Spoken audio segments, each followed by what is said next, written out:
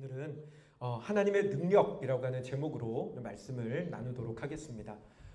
계속해서 저희가 이 바울의 기도에 대한 부분들을 계속해서 살펴보고 있는데요. 오늘의 본문, 특별히 이 19절 말씀에서는 사도 바울이 하나님의 능력에 대한 부분으로 기도를 하고 있는 것을 보게 되는데요. 이 19절 말씀을 다시 한번 좀 보도록 하겠습니다. 같이 읽습니다. 그의 힘의 위력으로 역사하심을 따라 믿는 우리에게 베푸신 능력의 지극히 크심이 어떠한 것을 너희로 알게 하시기를 구하노라. 아멘. 이 19절의 말씀, 하나님의 능력을 좀 알게 해달라라고 기도하는 이 기도의 내용은 크게 두 부분으로 나뉘어지는데, 하나가 믿는 우리에게 능력이 베풀어졌다라고 하는 부분과 하나님의 능력은 지극히 크신 능력이다라고 하는 이 두 부분으로 이루어져 있습니다. 이 부분을 오늘 좀 살펴볼 건데, 특별히 좀 뒷부분에 대한 내용부터 먼저 좀 보도록 할게요. 여러분 혹시 그 옛날 개그 프로그램 가운데 이런 그 말이 있었어요. 무엇을 상상하든 그 이하를 보게 될 것입니다. 무엇을 상상하든 그 이하를 보게 될 것이다 라고 하는 옛날 개그 콘서트인가 뭐 어딘가에서 했었던 멘트가 있는데, 사실은 이 부분은 2003년도로 기억합니다. 매트릭스 2라고 하는 그 영화를 홍보하면서 거기에서 나왔던 홍보 문구 가운데 이런 문구가 있었어요. 무엇을 상상하든 그 이상을 보게 될 것이다. 아니, 요거. 무엇을 상상하든 그 이상을 보게 될 것이다. 라고 하는 이 매트릭스 홍보 문구를 패러디했던 게 그 내용입니다. 이 무엇을 상상하든 그 이상을 보게 될 것이다 라고 하는 이 말의 의미는, 사람이 영화에 대해서 어떤 것을 상상하고 기대하든 여러분이 영화를 보시면 그것을 뛰어넘는 감격과 어떤 것들을 보게 될 것입니다 라고 하는 의미이죠. 이 문장을 가지고 우리가 하나님의 능력에 대해서 이야기를 한다면, 여러분은 하나님의 능력이 어떨 것이라고 생각하십니까? 아마도 여러분이 상상하는 그 상상의 상상을 뛰어넘는 상상을 해도 그 상상보다 더 크신 능력이 하나님의 능력이실 겁니다. 네. 그러면 하나님의 능력을, 그래서 우리는 성경에서 하나님의 능력을 가리켜서 전능한 능력이다, 전능하시다 라고 표현을 하는데, 하나님의 전능하신 그 능력을 이렇게도 표현할 수 있어요. 표현을 조금 바꾸면, 하나님은 누구의 도움도 필요하지 않으시다. 한번 띄워주시겠어요? 하나님은 무엇을 하든 누구의 도움도 필요하지 않으시다 라고 말할 수도 있다라고 하는 것이죠. 여러분, 사람은 능력에 한계가 있습니다. 제가 예를 들어서 어떤 이렇게 웨이트 운동하는 걸 좋아하니까 요즘은 못 가고 있지만, 예를 들어 웨이트를 하러 가서 무게를 들 때, 역기를 들 때 혼자 힘으로 그냥 뭐 이렇게 든다면, 예를 들어서 저 혼자 한 팔로 한 10kg 정도를 만약에 든다고 해요. 그런데 그 무게가 20kg가 되고 30kg가 된다면 그것을 혼자서는 들어 올릴 수가 없습니다. 누군가가 도와줘야 그 무게를 들어 올릴 수가 있게 되는 거죠. 저는 컴퓨터에 대해서 잘 모릅니다. 그냥 쓸 줄만 알지, 그것도 써봤던 것만 쓸 줄 알지, 컴퓨터에 만약에 어떤 문제가 생긴다면 제 힘으로는 컴퓨터를 어떻게 처리할 수가 없기 때문에, 이전에 그 청주에 있는 교회에 있을 때는 목사님들 가운데 컴퓨터를 너무 잘하는 분이 계셔서 저희가 거의 맥가이버 수준이라고 할 만큼 아주 능숙하게 모든 기기를 만지는 분이 계셔서 그분에게 부탁을 드렸지만, 지금 제 컴퓨터에 만약에 문제가 생기면 저는 업체를 부르든지 어디다 가야 돼요. 혼자 힘으로는 수리할 수가 없습니다. 사람은 저마다 능력의 한계가 있어서 자기가 가진 능력의 한계를 벗어나는 것에는 도움을 받아야 하지만, 하나님은 능력의 한계가 없으십니다. 그래서 엄밀하게 얘기를 하면, 하나님을 수종든다고 얘기하는 천사들의 도움도, 또는 다른 어떤 영의 도움도, 심지어는 하나님의 일꾼이라고 스스로 믿고 있는 우리들의 도움조차도 사실은 하나님께는 아무런 의미가, 아무런 필요가 없다라고 하는 것이죠. 하나님은 우리의 도움을 사실은 필요로 하지 않으십니다. 그런데 그렇기 때문에 이런 의문이 생깁니다. 우리는 하나님께 사실상 아무런 도움도, 하나님의 필요를 채워드릴 만한 어떠한 것도 없는 게 우리인데, 하나님은 실상 하나님의 일을 하는데 우리의 어떤 도움도 필요하지 않을 만큼 전능하신 분이신데, 그런데 왜 하나님은 우리를 부르시냐는 거예요. 왜 하나님은 사람을 택하셔서 사람에게 일을 맡기시고 그 사람에게 일을 하게 하시냐는 것입니다. 왜일까요? 귀찮아서? 그것까지 다 일일이 챙기기에는 귀찮아서? 그럴 리가요. 저도 아이들을 키워봤지만 우리 아이들이 어렸을 때 왜 애기들이 장난감 가지고 놀면 온 방이 막 엉망이 되잖아요. 한참 저희 아이들 비슷비슷하니까 연령대가 한 3살 터울밖에 안 나니까, 그러니까 첫째랑 막내도 한 3살 터울 나니까요. 교회에서 사역을 하다가 집이 가까워서 점심을 먹으러 집에 들어오면 집에 있는 그 작은 집의 온 마루와 방이 장난감과, 한쪽에서는 장난감이 막 어질러펴 있고 한쪽에는 그림 그리던 그것들이 막 어지럽혀져 있고 물감 바닥에 떨어져 있고 안에는 안에대로 넋이 나가 있고 애들은 여기서 뛰고 저기서 뛰고 난리가 나 있어요. 집에 들어와서 발 하나 붙일 곳이 없습니다. 그래서 종종 그냥 싱크대에 서가지고 얼른 밥 먹고 나갔던 경험들이 있습니다. 그런데 만약에 그렇게 온 방이 어지럽혀져 있는 상황에서 엄마가 너무 지쳐서 피곤해서 또는 또 아빠가 들어왔는데 힘들어서 이렇게 아이들에게 그 방 정리를 시킨다면 그 정리가 제대로 될까요? 안 될까요? 대답 좀 해주세요. 안 되죠, 당연히. 네. 그럼에도 불구하고 가끔 한 번씩은 부모가 아이들에게 방 정리를, 장난감 정리를 시킵니다. 왜요? 귀찮아서? 아니죠. 그게 아니라는 거예요. 사실은 아이들에게 정리를 시키면 부모가 뒤에 더 손질해야 될 일들이 훨씬 더 많습니다. 그럼에도 불구하고 부모가 아이에게 장난감을 정리하게 시키는 이유가 있더라는 거예요. 그게 뭘까요? 와! 박수 쳐주고, 야, 너 잘했다! 칭찬해주기 위해서 그 일을 시키더라는 것입니다. 하나님도 마찬가지입니다. 우리의 능력이 너무나 부족하고 하나님이 하시는 일에 우리가 그 어느 하나 도움될 만한 것이 없음에도 불구하고 하나님께서 우리에게 그 일을 맡기시는 이유는 하나님의 영광을 우리에게 주시기 위함이다 라고 하는 거죠. 로마서 8장 말씀입니다. 같이 읽겠습니다. 또 미리 정하신 그들을 또한 부르시고 부르신 그들을 또한 의롭다 하시고 의롭다 하신 그들을 또한 영화롭게 하셨느니라. 아멘. 뭐라고 합니까? 하나님께서 영화롭게 하기 위하여 하나님의 영광을 그 사람에게 주시기 위하여 사람을 불러 일을 맡기셨다라고 말씀하시더라는 것입니다.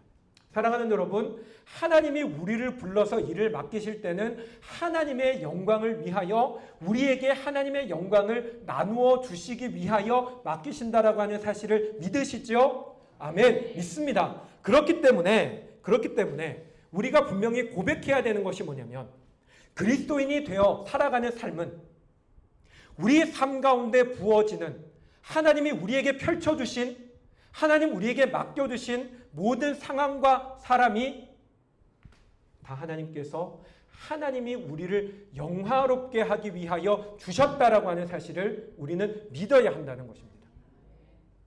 여러분, 우리는 각자가 살아가는 삶의 자리가 다 다릅니다. 목사로서 살아가는 삶이 있고 사업가로 살아가는 삶이 있고 또 여러 가지 매장을 운영하며 살아가는 삶이 있고 다양한 삶의 현장들을 살아갑니다. 살아가면서 만나는 사람들도 다양합니다.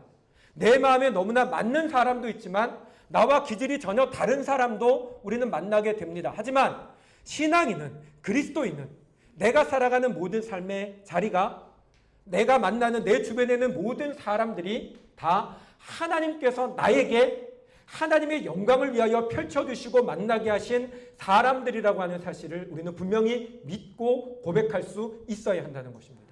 이 믿음과 고백이 저와 여러분 가운데 가득하시기를 주님의 이름으로 축원합니다. 그리고 그렇기 때문에 이 믿음을 우리가 고백하는 것이기 때문에 그래서 여러분 우리는 우리에게 주어진 자리에서 우리와 연결되어진 모든 사람들에게 충실할 수가 있어야 한다는 것입니다. 여러분, 천직이라고 하는 말을 들어보셨죠? 칼빈이 했던 이야기인데요. 천직이라고 하는 말의 의미는 그 사람에게 주어진 직업이 그 직업이 좋은 직업이냐 나쁜 직업이냐 높은 자리에 있는 일이냐 낮은 자리에 있는 일이냐 돈을 많이 버느냐 적게 버느냐와 상관없이 모든 직업은 하나님께서 주신 것이다 라고 하는 믿음의 고백으로 하는 게 천직이라고 하는 말인데, 그렇기 때문에 이 천직이라고 하는 것을 고백한다는 것은 또한 무슨 의미냐면 내게 주신 일에 우리는 성실해야 된다. 라는 고백이 되어진다고 하는 것입니다. 어떤 사람이 길을 가다가 외국에서 큰 교회당을 짓고 있는 것을 보았습니다. 두 명의 인부가 그곳에서 벽돌을 이렇게 하나하나 쌓아 올리는 것을 보게 돼서 가서 물어봤어요. 당신은 지금 어떤 일을 하고 계십니까? 그러니까 인부 한 사람이 인상을 팍 쓰고 한숨을 푹 쉬면서 내가 사실은 고등교육을 받은 사람인데 직업이 안 돼가지고 내가 지금 여기 와서 벽돌이나 쌓는 일을 하고 있다고 그런 이야기를 했습니다. 이 사람에게 얘기를 듣고 또 그 옆으로 옮겨가서 다른 사람이 벽돌을 쌓고 있는 것을 보고 또 거기 가서도 물어봤어요. 지금 당신은 무엇을 하고 있습니까? 나는 하나님의 성전을 짓는 일에 돌 하나씩 올리고 있습니다. 라고 얘기를 하더라는 거예요. 여러분, 그리스도인의 삶의 태도는 어떤 태도여야 되겠습니까? 마땅히 뒤에 나오는 이 얘기 사람의 태도여야 한다라고 하는 거죠. 사랑하는 여러분, 우리는 우리에게 허락되어진 모든 삶의 자리가 곧 하나님의 영광을 위하여 나에게 하나님의 그 영광을 주시기 위하여 허락하셨다라고 하는 사실을 우리의 입술로 고백해야 되고, 그렇기에 여러분의 삶의 자리를, 비록 그 자리가 때로는 내 마음에 안 드는 자리일 수 있어요. 어떤 사람이 예를 들어서 가게에 와서 물건을 사는데 그 사람과 실랑이를 하는 것이 귀찮거나 해서 그 사람을 그냥 내보내고 싶을 때도 있어요. 내게 주어진 사람들과 같이 일을 하는데 그 사람이 하는 일이 내 마음에 안 들어서 그 사람과 일을 하기 싫을 수도 있어요. 하지만 적어도 우리가 신앙인이라면 내게 주신 모든 삶의 자리가 하나님이 나에게 영화롭게 하기 위하여 하나님의 영광을 위하여 나에게 주신 자리라고 하는 사실을 믿는다면 여러분, 우리 모두는 내게 허락해 주신 모든 상황과 사람들에게 진정으로 성실하고 한 사람 한 사람에게 최선을 다하며 그 모든 일을 죽게 하듯 할 수 있는 사람들이 되시기를 주님의 이름으로 축원합니다. 그게 그리스도인의 삶의 자세입니다. 그런데 문제가 있어요. 어떤 문제가 있냐면 내게 주신 그 일의 자리라는 걸 내가 믿고는 있고, 그래서 오늘도 그 믿음을 가지고 그 자리로 나아가고 사람을 만나는데, 근데 그게 별 문제가 없으면, 마음도 너무 잘 맞고 하는 일도 적성에 잘 맞고 할 때마다 일이 잘 되면 그러면 괜찮아요. 성실하게 살아갈 수 있어요. 충실하게 할 수 있어요. 또는 약간의 어려움은 있지만 그 정도쯤은 내가 충분히 넘어설 만큼의 역량이 나에게 있어요. 그러면 문제가 되지 않습니다. 얼마든지 우리는 계속 고백할 수 있어요. 할렐루야 찬양하며 그 자리가 주신 은혜의 자리인 줄로 믿고 나아갈 수 있어요. 그런데 그게 아니라 어려울 때, 힘들 때, 내가 감당할 수 있을 만한 능력을 벗어났을 때, 그럴 때 진짜 문제가 생기더라고 하는 것입니다.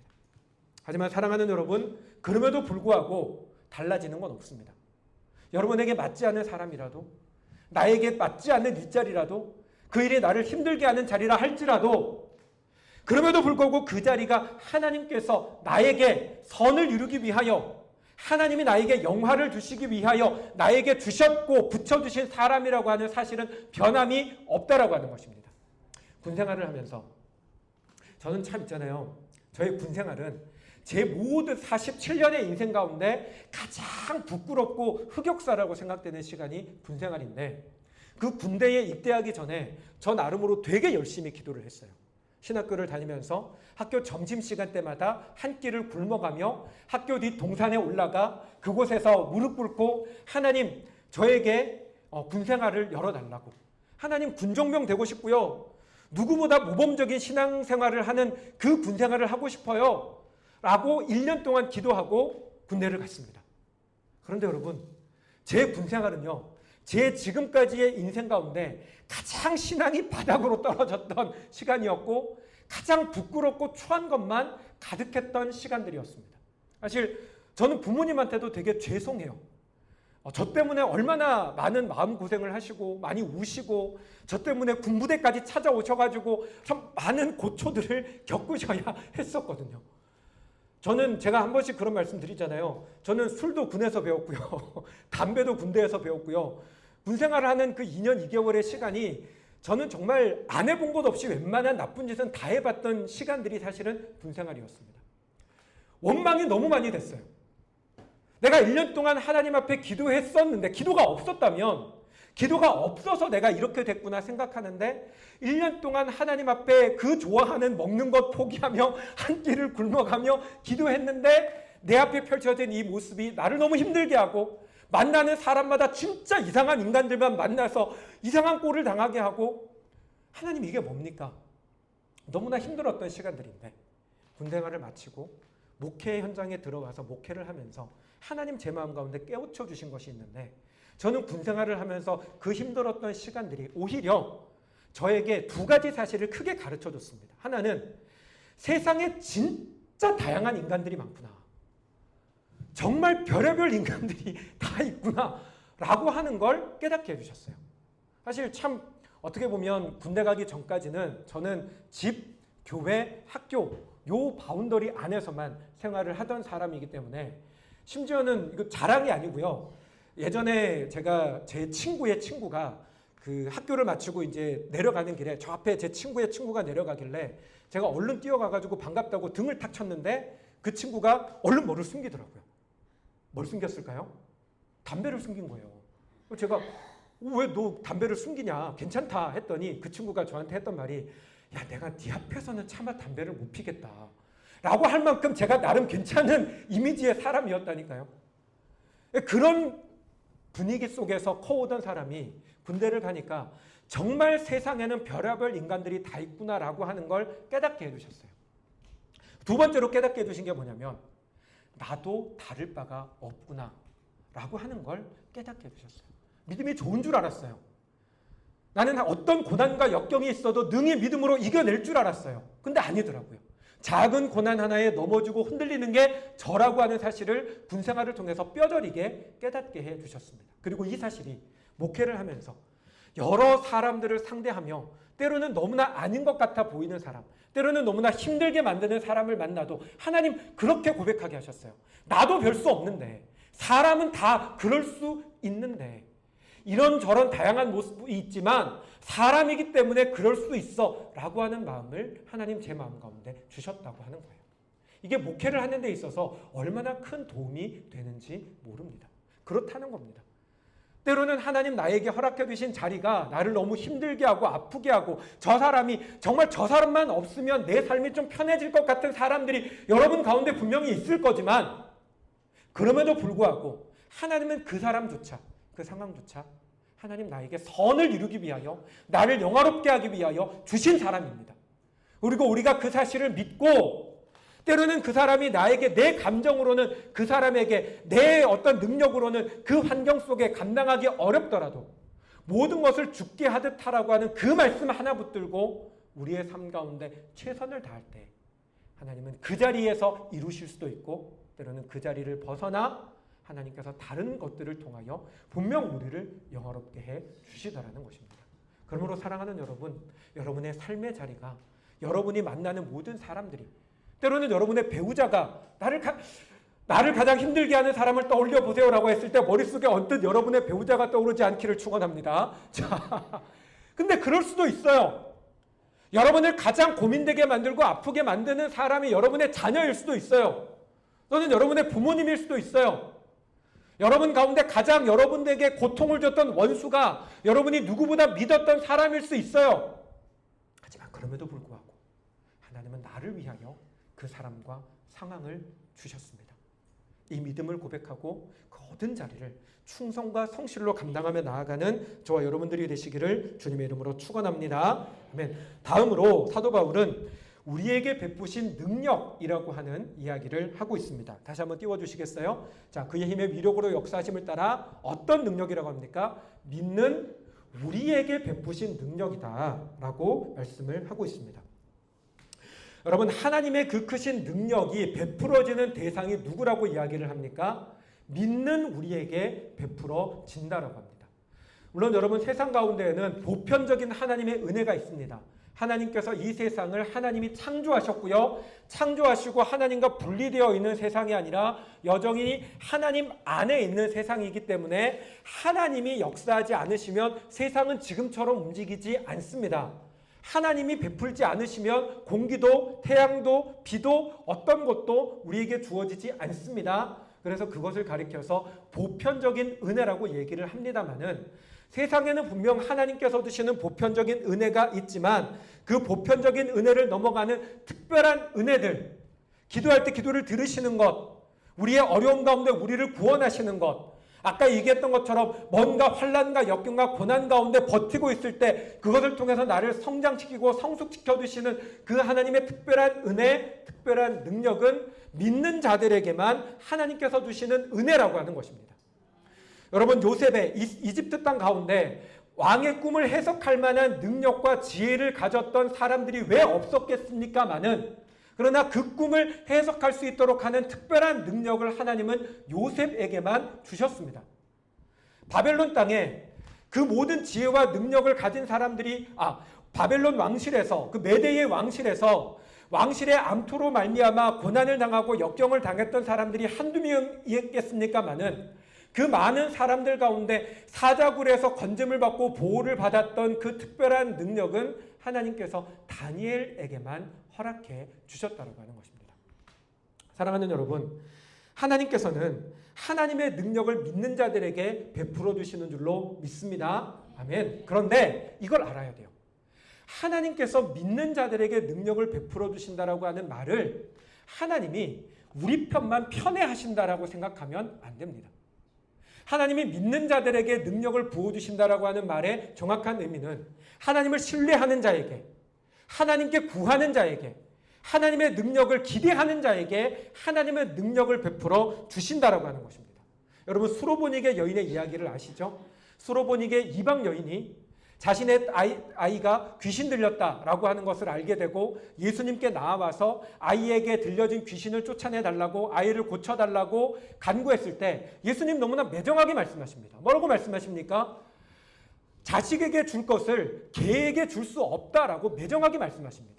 주님이 이와 같은 말씀을 하셨던 것은 당시 유대인들이 이방인들을 생각하는 그 생각이 개와 같다라고 생각했기 때문에 그 유대인의 입장에서 개 같은 자들에게 은혜를 줄 수 없다라고 얘기를 했는데, 이 말은 그 여인을 천대하기 위함이 아니라 주님께서 정확하게 보여주고자 하셨던 것이 있습니다. 그게 뭐냐면, 개처럼 취급받는 사람일지라도, 너희들이 개와 같이 생각하는 이방인일지라도 하나님의 은혜를 구하면 하나님 은혜를 주신다라고 하는 걸 보여주려고 하셨던 겁니다. 여인이 이야기합니다. 개일지라도 주인의 상에서 떨어지는 부스러기를 먹습니다. 무슨 의미입니까? 내가 개라도 좋으니 은혜를 주십시오 라고 여인은 간구했고, 그 여인의 간구에 주님은 응답하셔서 그 아이를 고쳐주셨던 것입니다. 이 사건이 유대인들에게 얼마나 충격이었는지 몰라요. 그들은 사람이 아니다라고 생각했던 이방인, 그것도 사회적으로 멸시를 받는 여인의 간구를 위대한 랍비라고 그들이 인식했던, 선지자라고 생각했던 그 예수님이 들어주시고 심지어 하나님의 능력이 그 여인에게 임했을 때 그들은 충격을 받았지만 주님은 그들에게 보여주고 싶으셨던 거예요. 하나님의 능력이 누구에게 임하는지 아느냐? 너희가 하나님의 백성이라고 이야기하는 너희에게 임하는 것이 아니라 하나님의 능력을 필요로 하고 하나님의 은혜를 필요로 하고 하나님께 간구하는 자, 매달리는 자에게 하나님 능력을 주신다라고 하는 걸 가르쳐주고 싶으셨던 것입니다. 사랑하는 여러분, 우리도 마찬가지입니다. 제가 목회를 하다 보면 그런 경우들을 많이 경험하게 돼요. 해운대에서는 그런 경험이 거의 없지만 예전 있던 교회에서 한 10여 년 가까이 부목사 생활을 하면서 연말이 될 때마다 한 10월 정도 되면 제 옆에 앉아 있었던 제 나이 똑같은 한 목사님이 웃으면서 그런 얘기를 해요. 아이고, 오늘 이제 또 임희원 목사님 한숨 쉬시는 계절이 돌아왔네 라고 얘기를 해요. 무슨 말이냐면, 연말이 되면 내년도에 구역장, 그러니까 리더를 맡을 분들을 전화를 해서 다 이제 확정을 해야 되는데, 그 올해 내년에도 리더를 좀 부탁합니다. 구역장 부탁합니다. 권찰 부탁합니다. 전화할 때마다 물론 네 하겠습니다라고 하는 분이 없지는 않지만 거의 대부분의 분들이 못하겠다고 얘기를 하십니다. 그러고 나서 그분들이 얘기하는 못하는 이유가 뭔지 아세요? 능력이 없어서. 제가 해보니까 능력이 없어서 못하겠어요 라고 하는 말을 거의 다 하십니다. 그런데 여러분, 그거 아세요? 목사님들이 성도에게 뭔가 부탁하는 전화를 하잖아요. 뭐 좀 맡아주세요 전화하잖아요. 그 전화를 하는 게 그분이 할 수 있는 능력이 많아서 시키는 거 절대 아니에요. 왜 시키는지 아세요? 그분밖에는 할 사람이 없어서 시키는 겁니다. 근데 여러분 이게 어떻게 보면 기분 나쁜 얘기일 수도 있지만 다르게 생각해 보면 모두가 능력이 없다고 거부하는 가운데 그래도 이분만큼은 하나님이 맡겨주시는 일이라고 믿고 받아주실 것 같아서 전화한다는 거예요. 근데 틀릴 때는 많더라고요. 제 생각이. 네. 여러분 우리는 우리의 능력 없음을 한탄할 때가 너무나 많습니다. 하지만 여러분 그거 아십니까? 하나님이 우리에게 일을 맡기실 때는 내가 가진 능력을 보고 맡기신 게 아니더라는 것입니다. 하나님이 우리에게 우리의 삶의 자리를 맡기실 때는 내가 그 일을 통해서 영광 받을 만큼의 역량이 있어서 맡기신 게 아니라는 것입니다. 하나님 왜 그것을 맡기십니까? 하나님이 하실 거기 때문에 우리에게 맡기시는 거예요. 하나님이 나에게 그 자리를 주셨을 때 그 자리를 통해서 나에게 영광을 주시려고 아이가 장난감을 정리하는 거 제대로 안 될 거 알지만 부모의 마음은 박수치고 싶은 거예요. 칭찬해주고 싶은 거예요. 잘했다 영광 주고 싶은 거예요. 하나님 그 마음으로 우리에게 맡기신다는 것입니다. 그리고 우리에게 원하시는 건 하나예요. 나의 능력을 구해라. 나에게 엎드려라. 내가 반드시 너에게 능력을 주리라. 사랑하는 여러분, 하나님의 능력은 믿는 자에게 주시는 능력입니다. 하나님의 은혜를 구하는 자에게, 하나님의 역사를 구하는 자에게 주시는 게 하나님의 능력입니다. 사랑하는 여러분, 이 하나님의 능력을 다 받아 누리는, 하나님께 간구함으로 그 능력을 받아 누리는 저와 여러분들이 되시기를 주님의 이름으로 축원합니다. 아멘. 그리고 마지막으로 짧게 하나만 더 보려고 하는데요. 여러분, 하나님께서 왜 믿는 자들에게 능력을 주셔서 그 믿는 자들을 통해서 일하는지 아세요? 물론 아까 말씀드린 것처럼 하나님께서 그런 영광을 드러내기 위한, 영광을 주시기 위함인데, 하나님이 우리에게 주시려고 하는 능력의 또 다른 하나는 하나님을 보여주는 거예요. 우리를 통해서 하나님이 보여지는 그 영광의 자리에 우리를 두려고 하시는 거죠. 다시 설명을 드리면 우리가 훗날 하나님의 나라에 가서 받게 될 그 영광과 상급 가운데에는 우리가 이곳에서 하나님께 뭔가를 이루어 드려서 드리는 상급도 있겠죠. 뭐 예를 들어 축구 선수가 월드컵에서 골을 넣거나 뭐 배우가 어떤 상을 타거나 할 때마다 모든 영광 하나님께 돌립니다. 뭐 이런 얘기하는 것처럼. 그런데 정말로 하나님이 우리에게 주시는 가장 큰 영광은 우리를 통해서 영혼이 구원되는 거잖아요. 근데 그게 가장 큰 상급인데 우리가 어디론가에 가서 하나님을 보여주는 삶을 살아갈 때 그 하나님의 영광이 드러나게 되는 것입니다. 그것을 위해서 우리에게 하나님 능력을 주시는데 하나님께서 우리에게 주신 그 능력이라고 하는 건 내가 그 능력을 가지고만 있어서는 절대로 아무 힘도 없다라고 하는 것입니다. 말씀 하나 띄워주세요. 같이 읽겠습니다. 내가 진실로 진실로 너희에게 이르노니 한 알의 밀이 땅에 떨어져 죽지 아니하면 한 알 그대로 있고 죽으면 많은 열매를 맺느니라. 아멘. 여러분, 하나님 우리에게 분명 능력을 주십니다. 저에게도 주셨고 여러분에게도 분명 능력을 주셨습니다. 어쩌면 이 말씀을 듣고 있을 때 여러분 마음속에 그래 하나님 나에게 주신 이런 능력들이 있어 생각되는 부분도 있을 것입니다. 그런데 그 능력이 크고 작고의 문제를 떠나서 하나님이 우리에게 능력을 주신 게 세상에 나아가서 하나님을 보여주도록 하기 위함이라면 그 능력이 있어야 될 자리가 어디겠습니까? 세상에 가야 된다라고 하는 거예요. 사람들 속에 들어가야 된다라고 하는 거예요. 하나님이 나에게 주신 능력의 것이 어떠한 것이든 그것을 내가 가지고 이것을 통해서 나 이만큼의 능력이 있다 사람들 앞에 자랑하고 야 예수 믿었더니 저런 능력을 받았네 저런 축복을 받았네 사람들에게 뭔가 칭찬받고 부러움받는 게 그게 하나님의 목적이 아니라 하나님이 나에게 주신 것 그게 어떤 것이든 그걸 가지고 세상 속에 들어가서 썩어지는 미랄처럼 하나의 미랄이 되어 그곳에서 녹아지고 그것으로 다른 사람을 섬기고 그것으로 다른 사람을 도울 때 그게 진짜 능력이 되더라고 하는 것입니다. 때로는 그렇게 돕는 일이 힘들 수 있어요. 어쩌면 정말로 힘들어요. 한 알의 밀이 땅에 떨어져 여기는 죽어라고 얘기했는데 썩어진다고 하잖아요. 썩어지는 아픔이 있어요. 오해받는 경우도 생겨요. 시간이 없는 시간 겨우 쪼개서 나가서 뭔가를 했는데 사람들이 나를 멸시하고 우습게 볼 수 있어요.